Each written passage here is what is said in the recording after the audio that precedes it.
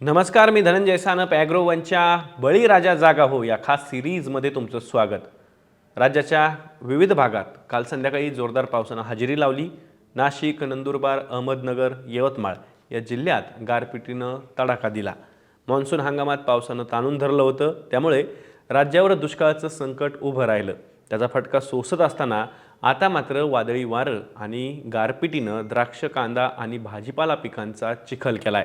त्यामुळं शेतकरी पुरता खचलेला आहे. पण दुष्काळाचा सामना करावा लागणाऱ्या काही भागात रब्बी पिकांना मात्र आत्ताचा पाऊस दिलासादायक ठरतोय. काही धरणातून पाण्याचा विसर्ग सुरू करण्यात आलाय. पण असं असलं तरीही नाशिक जिल्ह्यात या पावसानं द्राक्ष बागा आणि कांदा पिकांचं मोठं नुकसान झालंय. गारपिटीनं द्राक्ष मणी फुटलेत, तर कांदा पीक आडवं झालंय. सरकारनं तातडीनं पंचनामे करून मदत द्यावी अशी शेतकऱ्यांची मागणी आहे. द्राक्ष बागा आडव्या झाल्यात. काढणीला आलेल्या बागेत फवारणी सुरू केली, पण ट्रॅक्टर फसतंय अशी व्यथा मांडली आहे निफाड तालुक्यातील चितेगाव येथील द्राक्ष उत्पादक शेतकरी लक्ष्मण बोराडे यांनी. ते नेमकं काय म्हणतात तेच पाहूया. काल साधारण 3-2:30 वाजता पाऊस वारा चालू झाला, पण नंतर त्यात गारपीट झाली 20 मिनटं. गारपीटमुळे ना पाऊस झाला असता तर काही नाही, थोडंफार ऊस काज नुकसान झाले असते, पण गारपीटाने 50% नुकसान झाले. एकदम क्रिटिकल काय असते, थोडं बादाड झालं तरी गळवून जात. आता तर पाणीच चालू आहे काढला 2 वाजेपासून, त्यात गार पण झाली. आता हे असं पूर्ण झोपलेलं आहे प्लॉट. आता ते 4 दिवसांनी समजेल त्याच्यावर किती गड राहतील आणि किती जातील. आता 50% पाला हा कामातून जाणार आहे आणि प्रत्येक झाडावरचे 7-8 गड खाली तुटून पडलेले. सरकारने आम्ही विमा काढलेला आहे, मागच्या वर्षी तेच पैसे अजून आमच्या विम्याचा परतावा आला नाही.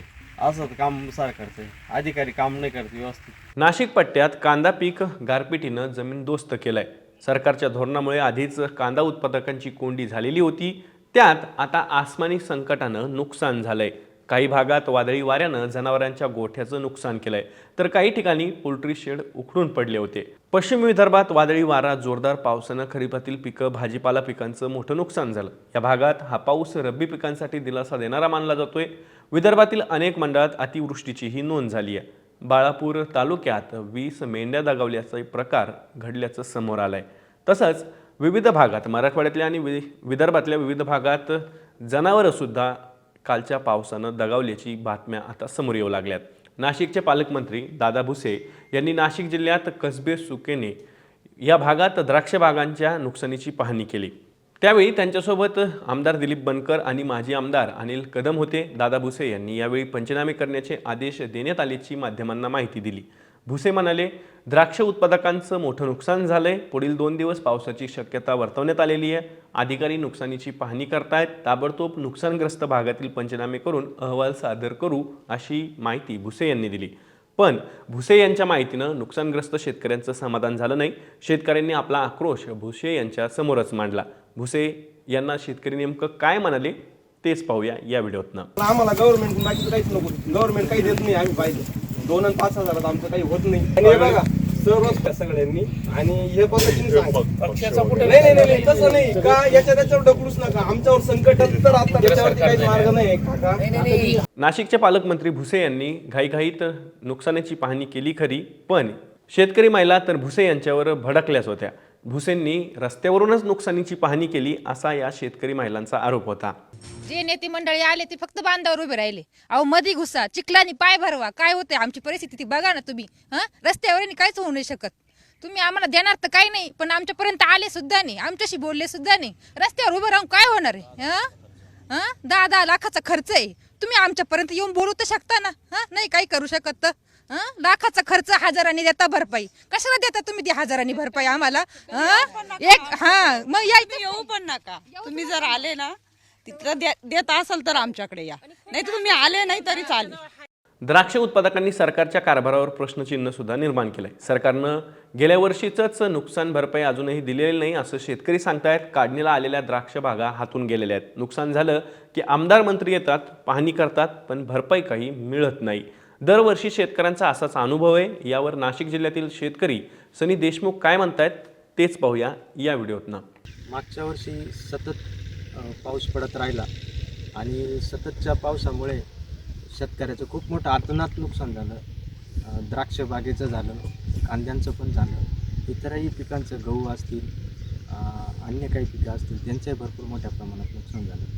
पण या ठिकाणी आमदार आलेत, खासदार आलेत, मंत्री आलेत, पण हे सर्व आलेले असतानासुद्धा अद्यापपर्यंत नुकसान भरपाई शासनाकडून काहीही मिळाली नाही.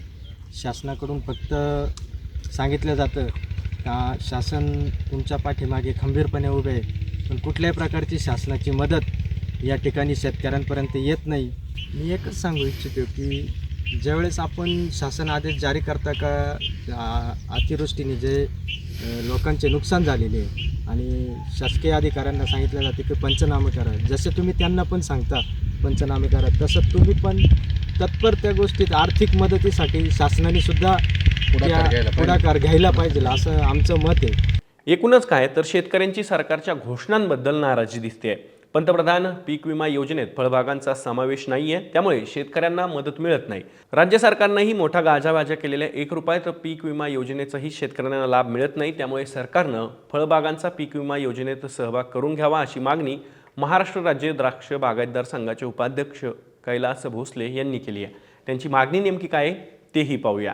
काल नाशिक जिल्ह्यावरती झालेले अवकाळी पाऊस आणि गारपीट यामध्ये शेतकऱ्यांचं फार मोठ्या स्वरूपात नुकसान झालेलं आहे.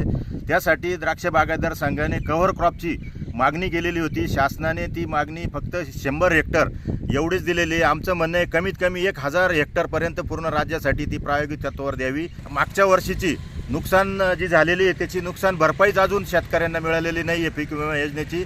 आणि इथून पुढे बी त्यांनी जी काही पीक विमा योजना शासनाने आणली 1 रुपयात पीक विमा योजना, त्याच्यामध्ये फळबागेचा समाविष्ट नाही आहे. आमचं म्हणणं आहे द्राक्ष बागायतदार संघाचं तुम्ही 1000 रुपये घ्या, पण आमचाही त्याच्यामध्ये समाविष्ट करावा, त्याचा बी लाभ शेतकऱ्यांना होईल असे आमचं विनंती आहे. अवकाळी पावसामुळे मराठवाड्यातील कापूस आणि तूर पिकालाही फटका आणि मोठा तडाखा बसलाय. मराठवाड्यातील सगळ्याच जिल्ह्यातील वेचणीला आलेला कापूस भिजलाय.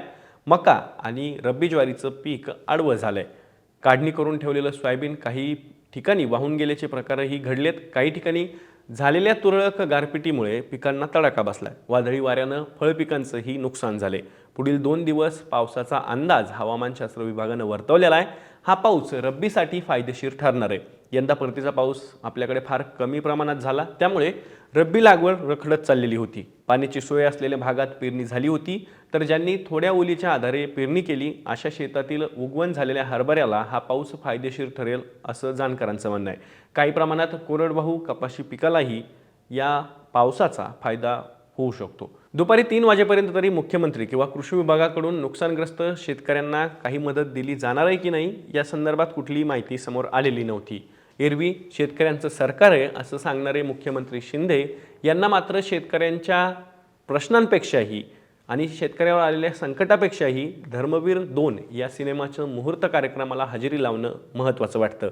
आणि शेतकरी पुत्र म्हणून घेणारे कृषी मंत्री धनंजय मुंडे शेतकऱ्यांच्या व्यथांवर मौन बाळगतात. यावरूनच शेतकऱ्यांच्या प्रश्नावर राज्य सरकार किती गांभीर्य आहे आणि किती गांभीर्याने हे प्रश्न हाताळत आहे तेच दिसून येत आहे. तर याबद्दल तुम्हाला काय वाटतंय? सध्याचा काळ हा कठीण काळ आहे. शेतकऱ्यांचं खूप मोठ्या प्रमाणात नुकसान झालं आहे. त्यामुळं आपण आता एकमेकांना धीर देण्याची गरज आहे. सरकार काय करतं याकडेही आपलं लक्ष असणारच आहे. तुर्तास मी इथेच थांबतोय. शेतीच्या शिवारापासून दिल्लीच्या दरबारापर्यंत सगळं काही राजकारण, शेतीचं राजकारण मी तुमच्यापर्यंत पोहोचवण्यासाठी दररोज संध्याकाळी 6 वाजता तुमच्या भेटीला येत असतो. ॲग्रोवनच्या यूट्यूब चॅनलला तुम्ही अजूनही सबस्क्राईब केलं नसेल तर लगेचच सबस्क्राईब करा. पुन्हा भेटू, तोवर काळजी घ्या.